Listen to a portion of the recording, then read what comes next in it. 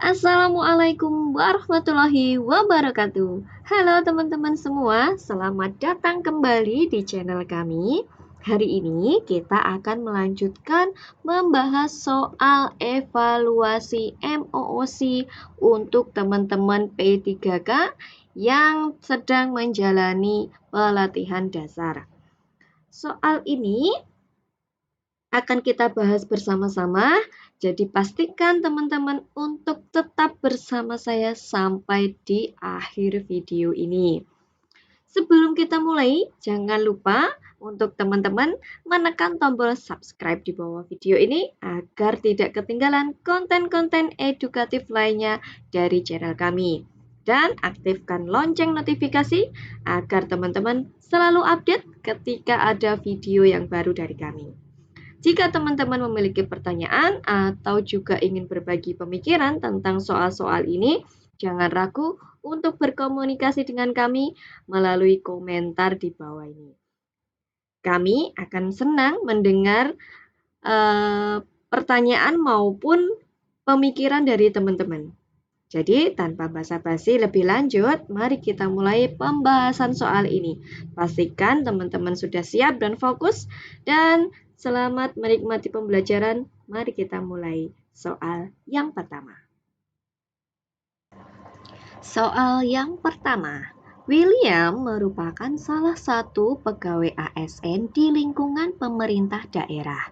Dia gemar membeli batik, tenun, dan kain songket. Dia tidak suka produk luar negeri karena merasa kain dan motifnya lebih bagus produk dalam negeri. Kasus di atas merupakan contoh dari sikap kompetensi dari literasi digital di bagian A. Digital Education, B. Digital Skill, C. Digital Culture, D. Digital Safety, dan E. Digital Ethics. Kalau teman-teman kita review untuk soal di video sebelumnya. Jadi literasi digital itu dibagi menjadi 4 pilar. Yang pertama adalah digital skill, digital culture, kemudian digital ethics, dan yang terakhir adalah digital safety. Jadi untuk pilihan yang A itu jelas bukan merupakan jawaban yang benar. Nah, kemudian selanjutnya digital skill.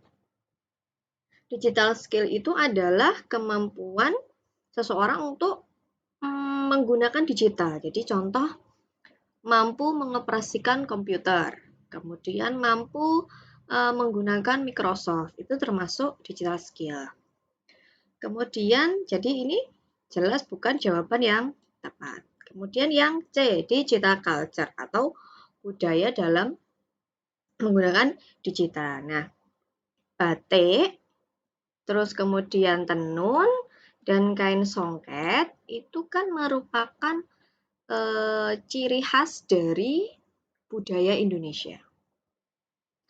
Dan kemarin pengertian dari digital culture itu adalah salah satunya tentang membahas tentang Pancasila, kemudian Bhinneka Tunggal Ika, dan wawasan kebangsaan. Nah, batik, tenun, dan kain songket itu termasuk dalam yang mencerminkan dari bangsa Indonesia gitu. Jadi jawabannya adalah digital culture ini.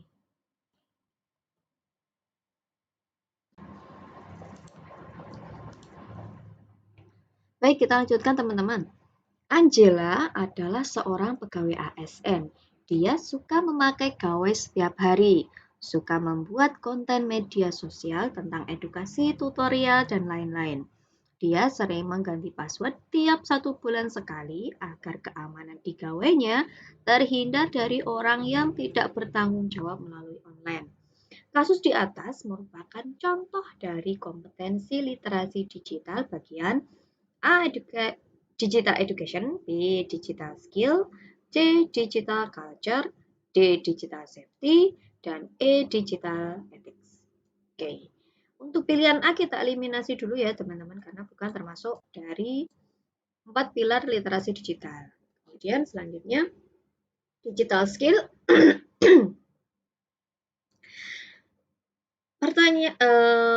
Poin dari soal ini adalah Angela sering mengganti password, gitu ya, supaya tidak terjadi, supaya aman dari orang-orang yang melakukan mungkin penipuan, gitu ya. Nah, digital skill jangan sampai terkecoh pada poin B ini, digital skill. Karena di sini ada Angela adalah seorang pegawai ASN yang dia suka membuat konten media sosial. Cuman kan poinnya bukan membuat konten ini. Jadi jangan terkecoh dengan pilihan yang B gitu. Jadi ini bukan jawaban yang tepat. Digital culture berhubungan dengan budaya, wawasan kebangsaan, Pancasila dan Bhinneka Tunggal Ika. Ini jelas bukan, ya. Sekarang digital safety atau aman bermedia digital. Nah, digital safety itu adalah keamanan digital itu dimulai dari menyiapkan perangkat yang aman hingga menyediakan panduan untuk berperilaku di media digital gitu. Jadi digital safety itu bisa kemampuan dalam mengenali, mempolakan, menerapkan, menganalisis, dan meningkatkan kesadaran dari perlindungan data pribadi dan keamanan digital dalam kehidupan sehari-hari. Angela ini termasuk dalam contoh kompetensi literasi digital bagian digital safety karena dia setiap sebulan sekali mengganti password. Gitu. Kita lanjutkan teman-teman untuk soal berikutnya. Membahas tentang keamanan digital berarti juga membahas tentang berbagai aspek keamanan. Mulai dari perangkat yang aman hingga memberikan panduan berperilaku di media sosial yang rendah resiko. Di bawah ini yang termasuk kompetensi yang perlu ditingkatkan dalam membangun area kompetensi digital adalah A. Pengamanan perangkat digital, B. Pengamanan identitas digital, C. Menelusuri kewaspadaan identitas digital, D. Jawaban A dan B benar, E. Jawaban C benar. Oke, teman-teman. Jadi ini kan berbicara tentang digital safety ya, keamanan digital. Ya, di dalam digital safety itu ada 5 indikator. Yang pertama adalah pengamanan perangkat digital. Kemudian yang kedua adalah pengamanan identitas dan data pribadi digital. Selanjutnya ada mewaspadai penipuan digital. Lalu yang keempat adalah memahami rekam jejak digital. Dan yang terakhir adalah memahami keamanan digital bagi anak. Ya. Dari kelima indikator tadi, yang ada di pilihan A sampai E itu adalah yang pertama ini. Tadi kan masuk pengamanan perangkat digital. Ini benar. Ini benar ya teman-teman. Terus kemudian yang B ini pengamanan identitas digital. Benar ya teman-teman. Bisa pengamanan identitas, bisa juga data pribadi digital. Ini juga benar. Menelusuri kewaspadaan identitas tidak salah ini teman-teman. Bukan kewaspadaan tapi mewaspadai penipuan digital. Ini bukan jawaban yang benar. Sehingga jawaban C benar ini juga kan jawabannya benar. Sehingga jawaban untuk soal ini adalah jawaban A dan B benar.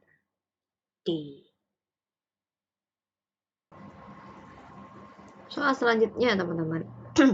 Untuk menjalankan tugas dan fungsi dari kewajiban ASN, maka pegawai ASN berfungsi sebagai kecuali A. Pelaksana kebijakan publik, B. Perekat bangsa, C. Pemersatu bangsa, D. Pembuat kebijakan publik, dan E adalah pelayan publik. Sebelum saya menjawab untuk soal ini, jadi sesuai dengan modul manajemen ASN, seorang pegawai ASN mempunyai peran yang pertama adalah pelaksana kebijakan publik. Kemudian yang kedua adalah pelayan publik. Yang ketiga adalah perekat dan pemersatu bangsa. Nah, pertanyaannya di sini adalah pegawai ASN berfungsi sebagai apa kecuali gitu kan. Sehingga yang pertama ini pelaksana kebijakan publik. Benar. Ini benar ya teman-teman. Nomor A ini benar. Benar. B, perekat bangsa. Kan tadi ada pemersatu dan perekat bangsa. Ini juga benar. Pemersatu bangsa juga benar. Pembuat kebijakan publik, ASN itu bukan pembuat kebijakan publik, tetapi hanya sebagai pelaksana. Sehingga pembuat kebijakan publik ini adalah jawaban dari soal ini, kecuali ya. Pelayan publik ini kan juga benar.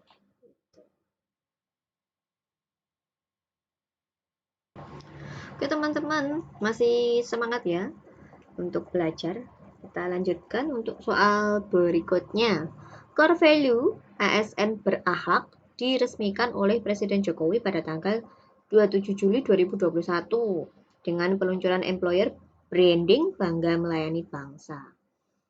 Apa singkatan dari berakhlak? Nah, ini teman-teman sudah ada di sini ya, berakhlak. Ini. Jadi ber itu berorientasi pelayanan, kemudian A-nya ini adalah akuntabel, K kompeten, H harmoni, L loyal, kemudian A-nya adaptif dan K-nya kolaboratif. Jadi ini jadi satu ya, berakhlak. Bernya itu adalah berorientasi pelayanan. Jadi jawaban yang benar ada di poin apa teman-teman? Kita lihat, berfokus pelayanan salah. Dan berorientasi pelayanan benar, akuntabel betul, kompeten betul, harmonis betul, loyal betul. Nah, ini yang salah adalah ini A-nya, aktif ini salah. Berfokus pelayanan salah. D, berorientasi pelayanan benar, akuntabel benar, K-nya kompeten benar, H-nya harmonis benar, L loyal benar, adaptif ya ini benar teman-teman. Kalau yang E apa yang salah teman-teman? Di mana salahnya? Ini ya, di harmonis harusnya, tapi di sini kok humanis. Nah, itu teman-teman. Baik teman-teman, hanya itu saja untuk pembahasan soal kita hari ini. Kita lanjutkan di video selanjutnya. Saya harap video ini bisa membantu teman-teman untuk memahami materi dengan lebih baik. Jangan lupa untuk like, share, dan subscribe agar teman-teman tidak ketinggalan konten-konten edukatif lainnya dari channel kami. Jika teman-teman memiliki pertanyaan lebih lanjut, atau meminta saya untuk membahas topik tertentu di video selanjutnya, silahkan tinggalkan komentar teman-teman di bawah. Kami selalu senang mendengar feedback dari teman-teman. Terima kasih sudah menonton video ini. Semoga sukses dalam evaluasi MOOC P3K tahun 2023. Sampai jumpa di video berikutnya. Wassalamualaikum warahmatullahi wabarakatuh.